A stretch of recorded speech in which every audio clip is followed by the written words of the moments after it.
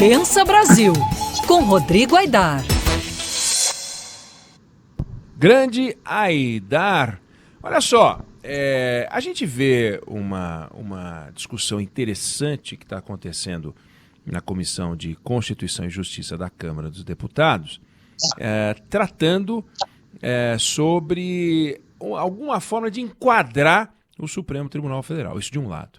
E de outro, você notou que o Supremo Tribunal Federal tem, de forma frequente, reforçado a liberdade da Câmara dos Deputados, do Senado, do Congresso Nacional, apesar de um ou outro episódio em que parece exatamente o contrário. Queria que você explicasse. Parece que a gente tem primeiro, uma contradição, e segundo, que a casa que deveria ser a mais democrática, a que mais respira democracia, que é a casa do povo, fazendo um movimento absolutamente discutível do ponto de vista do respeito às instituições da democracia, os pilares da democracia. Conta para nós, Aidar. Salve, Eneg, salve, Débora, Olá. salve, Pablo, Oi, salve Dar. aí aos ouvintes. É isso, Eneg, é isso. Está em debate na CCJ da Câmara, na Comissão de Constituição e Justiça, um projeto de lei que cria uma nova hipótese de crime de responsabilidade para ministro do Supremo Tribunal Federal. E, Eneg, para ser muito franco, é aquele típico projeto ótimo para animar a torcida, fazer discurso fácil, travestido até de preocupação institucional, mas de resultado prático zero. Só cria ruído. E eu vou explicar por quê, tentar explicar por quê. Tomara que o ouvinte concorde comigo. Já existem na lei hoje, na lei do impeachment, que é a lei que esse projeto modifica, 5 hipóteses de crime de responsabilidade contra ministro do Supremo. E essas 5 hipóteses, por exemplo, uma é se o ministro alterar, de qualquer forma, que não seja por recurso, claro, a decisão ou o voto que ele já proferiu numa sessão do tribunal, se ele proferir julgamento quando é suspeito, quando tinha que se dar por suspeito na causa, se ele exercer atividade político-partidária. Então tem ali as hipóteses. Esse projeto, ele cria uma 6ª hipótese. Que 6ª hipótese é essa? Usurpar a competência do Congresso Nacional. O que o projeto diz é isso. É crime de responsabilidade de ministro do Supremo Tribunal Federal usurpar a competência do Congresso Nacional. Agora, Eneg, aí começa o problema. O que é usurpar a competência do Congresso Nacional? Para a deputada relatora do projeto, a Cristo Nieto, o STF usurpou a competência do Congresso quando ele equiparou as uniões homoafetivas à união estável prevista na Constituição Federal, entre casais, digamos, convencionais, homem e mulher. Ou seja, quando o Supremo reconheceu a união afetiva como entidade familiar, para a deputada, ele usurpou uma função do Congresso Nacional. É o que consta do relatório dela, anexado a esse projeto. Só que, Eneg, a decisão do Supremo foi unânime. Aí, nesse caso, qual é a ideia que ocorre para a deputada? Abrir processo por crime de responsabilidade contra todos os ministros e destituir todos os ministros do Supremo a partir de um processo de impeachment? Tem país que faz isso, que faz e fez, né? E nenhum deles, vamos combinar, é um exemplo de democracia sólida que a gente imagina que seja a nossa. A gente pode citar aqui a decisão do ministro Barroso, mandando instalar a CPI da pandemia. Muita gente bradou que era usurpação de competência. Muitos outros que ele apenas cumpriu as regras legais, porque todos os requisitos para abrir a CPI estavam dados e o presidente do Senado não poderia, ele, deixar de abrir a CPI. A decisão foi chancelada também pelo plenário do Supremo. Ou seja, isso é usurpar.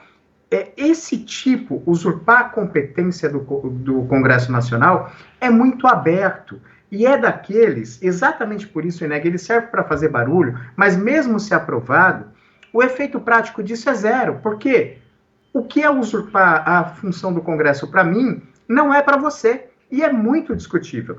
Então, assim, enquanto a CCJ discute um projeto que claramente está tentando ali criar algum constrangimento para os ministros do Supremo Tribunal Federal, os ministros, por outro lado, estão dando decisões que prestigiam a autonomia do legislativo em alguns casos. Por exemplo, a ministra Carmen Lúcia e o ministro Cássio Nunes Marques acabaram de rejeitar pedidos para que o presidente da Câmara dos Deputados fosse obrigado a analisar os pedidos de impeachment contra o presidente Jair Bolsonaro.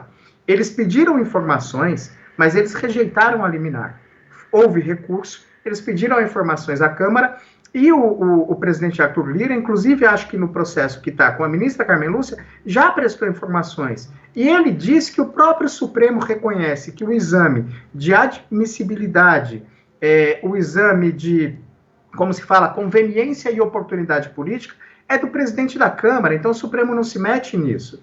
Então, assim, Eneg, Débora, Pablo, ouvinte, a gente já trouxe aqui decisões discutíveis do Supremo Tribunal Federal. A gente já criticou o Supremo aqui nesse espaço. Eu posso citar aqui para exemplificar, por exemplo, o Congresso Nacional aprovou no final de 2019, o presidente Jair Bolsonaro sancionou a lei que cria a figura do juiz das garantias. O ministro Luiz Fux foi lá e suspendeu a implementação dessa lei com uma canetada, uma decisão individual, monocrática, só dele. Essa decisão do ministro Luiz Fux é ilegal.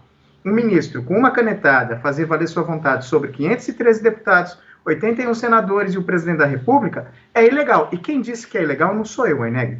O ministro Gilmar Mendes, em uma entrevista, disse que a decisão do ministro Luiz Fux é ilegal. Agora, como é que a gente faz para corrigir isso? Essas anomalias como das decisões monocráticas do Supremo. Se os deputados quiserem mesmo balancear esse equilíbrio, eles poderiam debater uma proposta que impeça o ministro do Supremo de dar decisão monocrática para suspender lei. Uma proposta que exija que essa suspensão seja dada, ainda que de forma liminar, precária, mas pelo plenário do Supremo. Essa seria uma medida razoável, inclusive uma medida já proposta de alteração no regimento interno do Supremo pelos próprios ministros do Supremo. Só te interrompendo, e sem viés liberticida, né? Ele é uma proposta que tem por propósito organizar o sistema de justiça e não cercear. Exatamente, Eneg. Você organiza e não cerceia, porque o papel do Supremo é justamente, assim, o principal papel do Supremo, que é um pouco desvirtuado, porque o Supremo são 3 tribunais em um só, né? Ele é um tribunal penal para as ações originárias, ele é um tribunal, é o recurso de toda a justiça brasileira, e um tribunal que exerce o que a gente chama de controle de constitucionalidade. E esse deveria ser o principal papel do Supremo, e é o principal papel, que é julgar a constitucionalidade das leis. Então, o Supremo pode suspender leis. Faz parte das atribuições do Supremo. O que não é razoável é um ministro suspender isso. E outra, Eneg, por que só o Congresso Nacional, nesse projeto de lei que está na CCJ? Vamos lembrar, o ministro Alexandre de Moraes deu uma liminar impedindo a posse do diretor da Polícia Federal, que foi indicado pelo presidente da República. Houve invasão de competência ali? Muita gente acha que houve. Qual o remédio? De novo, plenário do Supremo. E evitar que um ministro com uma canetada invada o que é a esfera de outro poder. Mas o Supremo pode avaliar a conveniência, a oportunidade e a constitucionalidade daquela decisão. E aí, Eneg, o que espanta muitas vezes nessas propostas é a incoerência. É um pouco da demagogia, sabe? A mesma deputada do relatório que defende a contenção dos ministros do Supremo já fez live com o juiz de primeira instância que deu decisão baseada em fake news, suspendendo o decreto do Executivo Municipal que impunha restrições por conta da pandemia.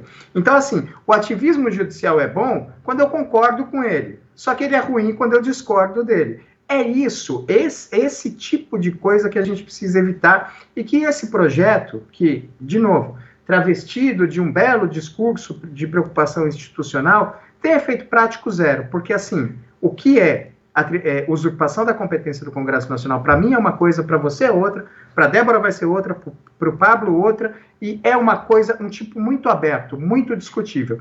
É melhor tentar achar instrumentos para organizar os trabalhos, como você disse, e, de fato, impor algumas restrições legítimas à atuação, principalmente monocrática, dos ministros do Supremo, mas não com essas saídas que o único intuito é tentar constranger ou amedrontar, colocar algum receio nos ministros do Supremo na hora de dar decisão. Mas a notícia não vão conseguir, Eneg. Eu duvido muito que consigam. Pensa Brasil, Rodrigo Aidar, que volta a conversar com a gente na sexta-feira. Valeu, Aidar. Obrigado. Beijo, até lá. Valeu, Débora. Valeu, Pablo. Beijão para os ouvintes. Abraço, Aidar.